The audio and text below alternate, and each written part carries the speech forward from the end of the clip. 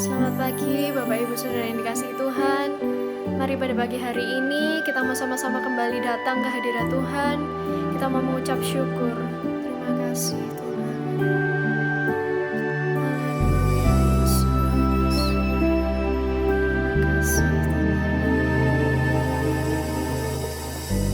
Ku hidup karena anugerah-Mu. Ku hidup karena kasih-Mu.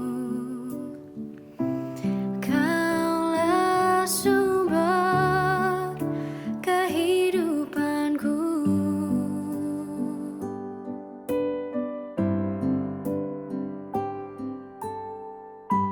Ku hidup untuk menyembah-Mu. Ku hidup untuk menyenangkan-Mu.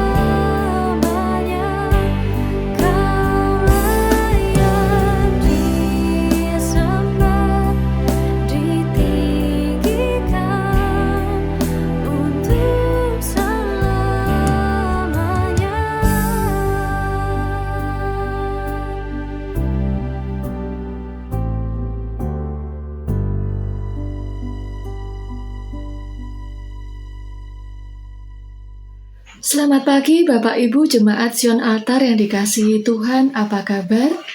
Pagi hari ini saya akan membawakan renungan firman Tuhan yang saya beri tema Laskar Pembawa Damai. Mari kita baca terlebih dahulu di dalam Roma pasalnya yang ke-12 ayat yang ke-18. Sedapat-dapatnya kalau hal itu bergantung padamu, hiduplah dalam perdamaian dengan semua orang. Nah Bapak Ibu, sedapat-dapatnya maksudnya sejauh yang kita mampu atau sedapat yang kita bisa. Ketika kita ada di situasi di mana di situ kita mempunyai kuasa atau kendali untuk membuat situasi di sana menjadi panas, atau sebaliknya di sana kita punya kuasa atau kendali untuk membuat suasana di sana menjadi damai dan tenang, maka baiklah kita menjadikan suasana di sana menjadi damai. Mari kita menjadi berkat di sana. Nah Bapak Ibu, sejatinya manusia adalah makhluk sosial. Artinya manusia itu tidak dapat hidup seorang diri. Ia perlu berinteraksi dengan sesamanya dalam berbagai aspek kehidupan. Apakah itu bersama pasangan, suami atau istri, bersama dengan keluarga, bersama dengan rekan kerja di pekerjaan, atau sesama pelayan gereja. Namun dalam kenyataannya, tidak dapat dipungkiri bahwa dalam hubungannya dengan sesama, antar manusia itu terkadang terjadi gesekan, ketidakcocokan, kesalahpahaman, dan lain sebagainya. Nah, bagaimana sikap kita sebagai anak Tuhan, sebagai orang percaya, sebagai orang yang mengerti firman, bagaimana sikap kita ketika kita menghadapi ketidakcocokan, ketika kita menghadapi ketidaknyamanan, ketidaksetujuan dengan orang? Nah, yang pertama, sadari. Mari kita menyadari bahwa setiap manusia di dunia ini dilahirkan berbeda satu dengan yang lainnya. Tidak ada orang yang dilahirkan sama, bahkan anak kembar pun punya perbedaan sifat. Nah, kita harus menyadari itu. Setiap manusia punya sifat, watak, karakter yang berbeda yang membuat mereka mempunyai pendapat atau sudut pandang yang berbeda juga. Nah, setelah kita menyadari, mari kita menerima. Di dalam Roma pasalnya yang ke-15 ayat 7 mengatakan, terimalah satu akan yang lain sama seperti Kristus telah menerima kita. Nah Bapak Ibu, yang namanya masalah itu pasti ada. Apalagi ketika kita hidup bersama dengan orang lain, tentu ada masalah. Mari kita saling menerima, mari kita saling mengerti, saling menasihati di dalam kasih. Yang ketiga, ingat akhir hidup kita. Bapak Ibu, tidak ada manusia di dunia ini yang dapat mengerti sampai kapan ia hidup di dunia. Mungkin waktu saya sampai tahun depan, atau mungkin waktu saya 2 tahun lagi, atau mungkin bahkan esok hari saya sudah dipanggil Tuhan. Oleh sebab itu, maka selama masih ada kesempatan, marilah kita memberikan kenang-kenangan yang baik. Marilah kita menjadi kesan yang manis. Marilah kita memberikan teladan untuk orang-orang di sekeliling kita, orang-orang yang kita kasihi. Sehingga saatnya nanti ketika kita dipanggil Tuhan, kita sudah meninggalkan jejak yang baik. Kita sudah meninggalkan kenangan yang manis untuk mereka. Kemudian, di dalam Amsal 14 ayat 30 mengatakan, hati yang tenang menyegarkan tubuh, tetapi iri hati membusukkan tulang.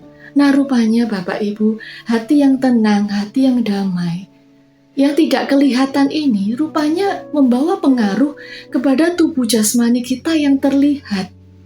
Nah, untuk menjaga kesehatan tentunya tidak hanya ini, kita perlu menjaga pola makan, kita perlu melihat gaya hidup kita, berolahraga dan sebagainya. Tetapi mari kita mau menjaga hati kita. Amsal 4 ayat 23 mengatakan, jagalah hatimu dengan segala kewaspadaan, karena dari situlah terpancar mata air kehidupan. Selanjutnya Bapak Ibu, di dalam Matius 5 ayat yang ke-9 mengatakan, berbahagialah orang-orang yang membawa damai, karena ia akan disebut anak-anak Allah. Oh haleluya, puji Tuhan.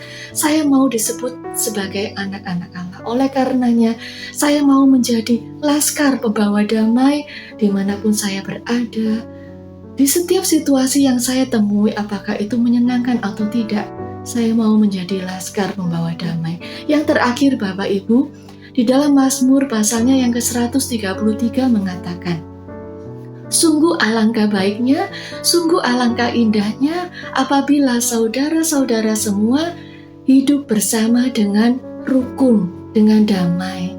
Seperti embun yang dari Gunung Hermon turun ke Bukit Sion, seperti minyak dari kepala Harun yang meleleh mengalir sampai ke janggut, sampai ke jubahnya.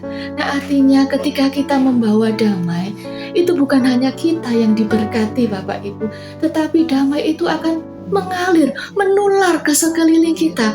Orang-orang yang ada di sekitar kita akan juga merasakan damainya. Orang-orang juga akan diberkati. Orang akan melihat ada Tuhan di dalam kita. Orang lain akan melihat ada damai yang kita punyai, yang mereka tidak punyai. Dan di situ kita bisa menjadi saksi. Nah Bapak Ibu, saya ada sedikit pantun untuk kita semua. Bila hidup telah usai, hanya jas hitam yang aku pakai. Penting sudah membawa damai, ku yakin surga kan ku capai. Puji Tuhan, mari kita berdoa.